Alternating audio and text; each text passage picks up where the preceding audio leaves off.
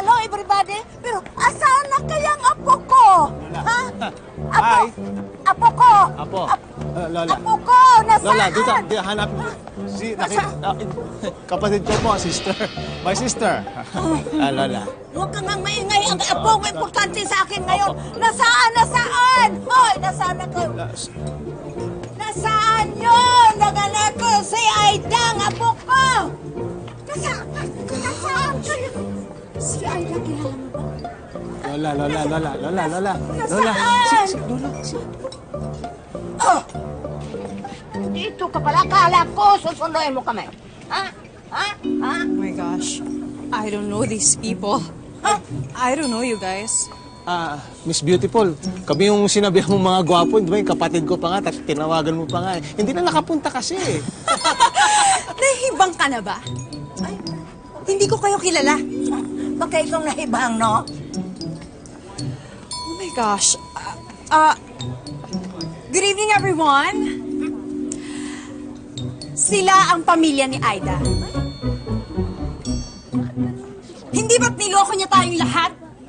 Napakasinungaling! Sinabi niya galing siya sa buhay na pamilya? Mukha bang mayayaman to mga to? Lola. Oh my gosh! Lola, wag mo! God! God, help me! Look at how bad she is! La! Tol! Kuya! Apo! Apo! Anong ginagawa niya dito? Ba't kayo nandito? Yan, o. See? Sinungaling ang babaeng yan! Ano ba problema mo, ha?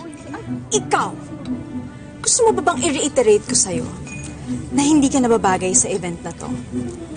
Dahil isa kang chimay. At ang event na ito ay pangmayaman lang. Kaya kung ako sa'yo, bumalik ka na sa province mo at magtanim ka ng kamote. Bawiin mo nga yung sinabi mo. Bakit? Totoo naman, ha? Talaga nito. I love her. You can't do anything to end our relationship. Anong kaguluhan ito? Tita, si Aida, she's a liar! Mom, this is Ida.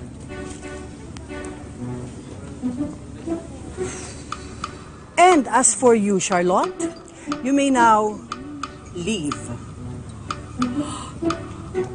What? Baka akala mo hindi ko alam. Ikaw ang may pakana ng lahat ng gulong to eh. Pinlano mo, pero alam ko ang lahat. And please,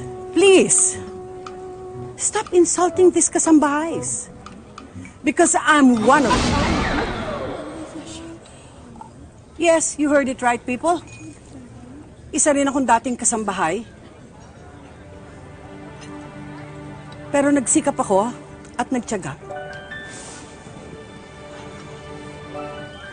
And you of all people, bakit mo nagawa yun? In my event, in front of me. Wala kang utang na loob. Then let me explain. Hindi naman po kayo yung tinutukoy ko eh. Si Aida! Hindi ko naman alam, tita, na yun ang pinanggalingan niyo eh. Well, now you know. Sorry, tita, sorry. And itong kasambahay na ito ang nagpautang sa papalugi mo ng negosyo. So please, bago ako makapagsalita ng masakit, get better leave.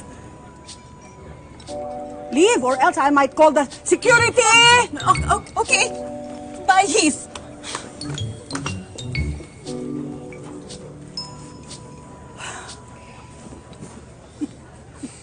Thanks, Mom. Ida, right? Opo. Pleased to meet you. Nice meeting niyo po. Pasensya na po kayo eh. Nahiya lang po kasi ako. Natakot po ako sa inyo kasi akala ko po masungit kayo eh. Mukha lang ako suplada. Pero mabait naman ako. And You should be thankful. Hindi lahat ng kasambahay nagiging kagaya natin. You should be proud.